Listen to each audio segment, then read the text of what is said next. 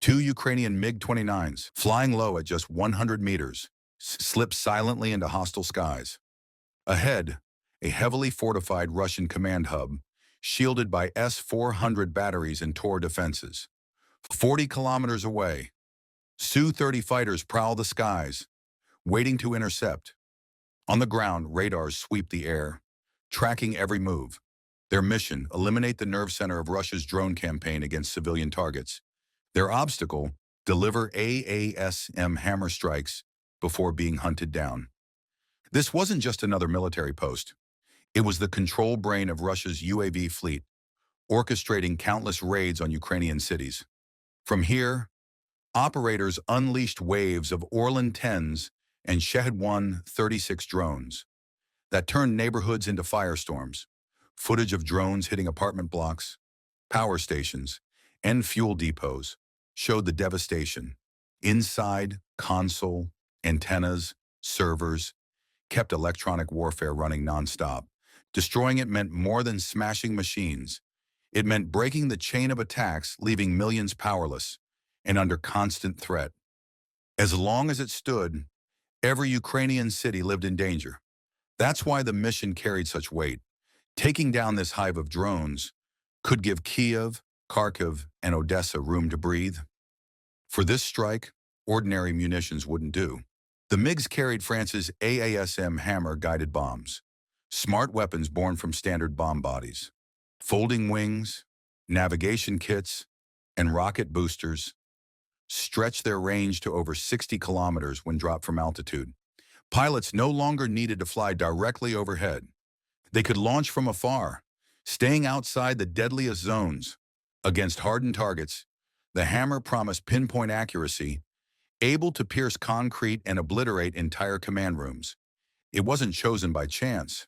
It was the only way to strike, without turning the mission suicidal. Inside the cockpit, visibility was razor thin. The horizon raced past. Hills flashed beneath them.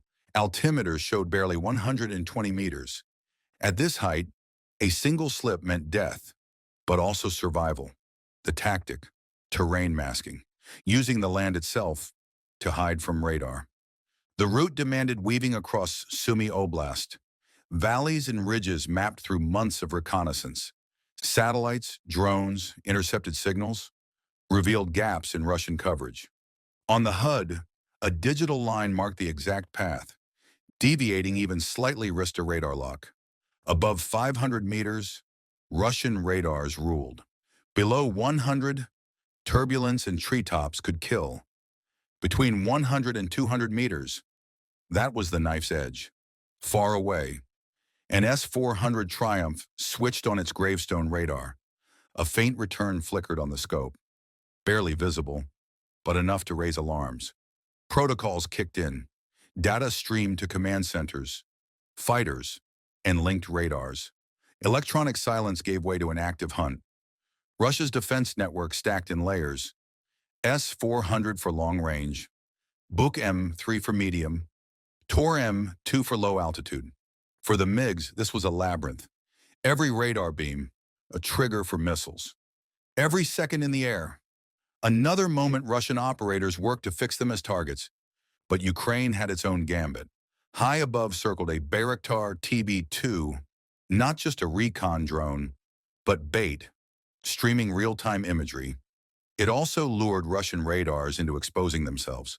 The TB2 had once been a symbol of defiance, but Russia had learned to shoot them down. Now, each launch was almost a death sentence. Yet every radar ping on a TB2 was priceless. Sure enough, a Panzer S-1 switched on, hunting the drone. The moment its radar